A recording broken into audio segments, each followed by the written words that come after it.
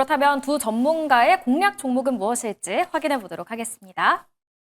네, 바로 대웅제약과 CJ ENM입니다. 박철순 전문가님은 어떤 종목인가요? 대웅제약입니다. 네, 어떤 기대감들이 있을까요? 너무 많아서 이걸 어떻게 말씀드려야 될지 모르겠는데 네. 첫 번째는요. 일단은 주력 제품이죠. 보툴리눔 톡신 이 나보타의 매출 성장, 그다음에 신제품 효과가 기대가 되고 있는 상황입니다. 이제 실적 발표가 대다수 이제 끝났잖아요. 그래서 실적 발표를 한번 살펴봤더니 2분기 때 나보타의 매출 성장이 어마어마했습니다. 일단 상반기 매출을 봤을 때 이 나보타 보툴리눔 톡신의 매출은요 전년 동기 대비해서 이제 28% 정도 상승을 했고요. 일단은 실제로 이제 글로벌 시장에서 신규 진출을 계속적으로 잇따라서 성공을 시키고 있는 그런 상황입니다.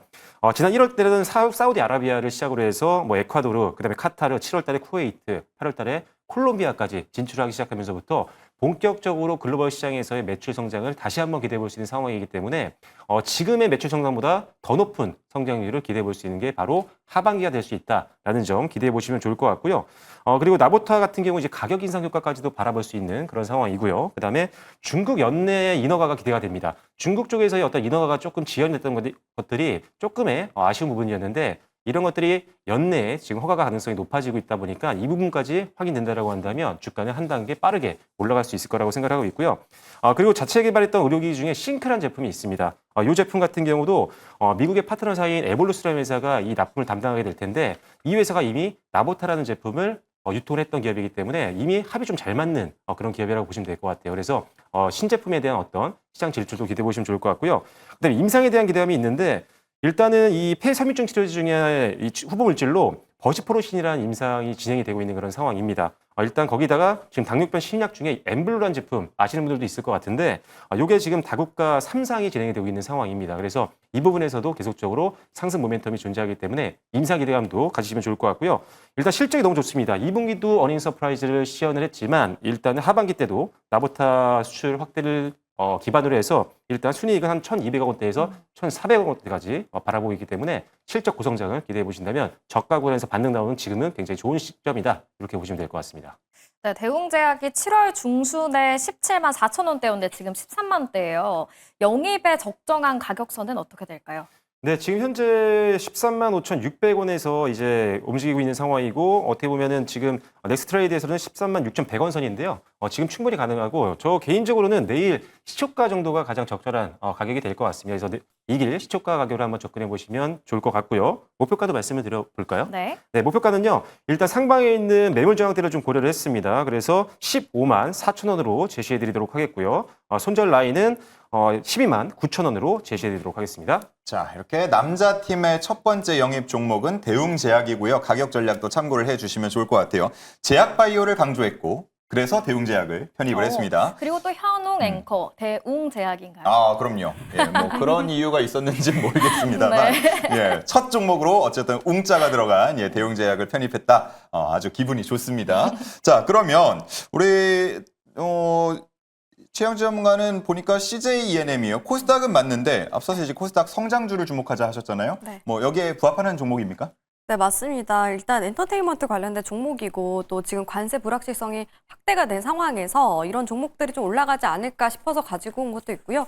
또 오늘 같은 경우에도 이슈가 한 가지 있었습니다. CJ ENM이 배급을 하고 있는 영화가 이제 굉장히 좀 긍정적인 평가가 나와줬다라는 소식이 있었는데요.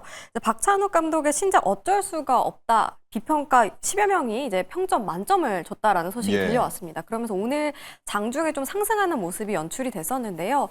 아무래도 이런 종목들 같은 경우 콘텐츠라든가 엔터테인먼트 관련된 종목들의 이런 흥행이 주가에 많이 반영이 되기 때문에 이런 소식 자체가 굉장히 긍정적이다라고 말씀을 드리고 싶고 과거에 CJ ENM 같은 경우에는 눈물의 여왕이라든가 선제업고 디어 이런 콘텐츠들이 굉장히 흥행함에 따라서 주가가 많이 상승을 했던 이력이 있습니다. 그래서 이번에도 기대감이 크다라고 말씀을 드리겠고 무엇보다도 이번에 추석 연휴가 길잖아요. 그때 또 영화를 보는 이제 관람객들이 굉장히 많아질 걸로 보입니다. 이런 부분들까지도 좀 전반적으로 반영이 될 거다라고 기대가 커진 상황입니다.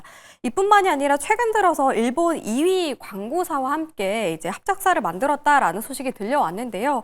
그러면서 일본을 중심으로 콘텐츠라던가 뭐 아이돌 사업과 관련된 부분들까지도 확대를 해 나갈 것으로 전망이 되고 있는 상황이고요. 그리고 또 사실 CJ ENM이 이엔엠이 재무 건전성이 다소 아쉽기는 합니다. 그럼에도 불구하고 제가 이 종목을 가지고 온 이유는요.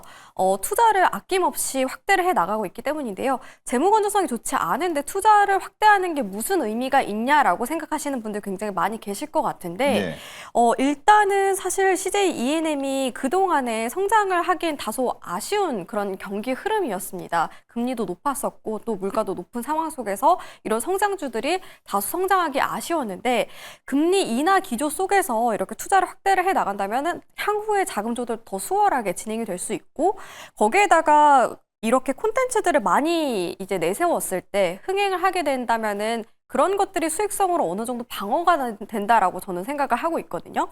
거기에다가 올해 들어서 거의 한 60건이 넘는 그런 신작들이 나올 것으로 전망이 되고 있는 만큼 그런 부분들도 모멘텀으로 작용할 거다라고 생각을 하고 있습니다. 오늘 장중에 올라가게 되면서 3%대 오르면서 마감을 했는데요. 지금 관점에서는 목표가 9만 원대로 제시를 해드리고 싶고요. 손절가의 경우에는 5만 3천 원으로 제안을 해드리도록 하겠습니다. 네, 좋습니다.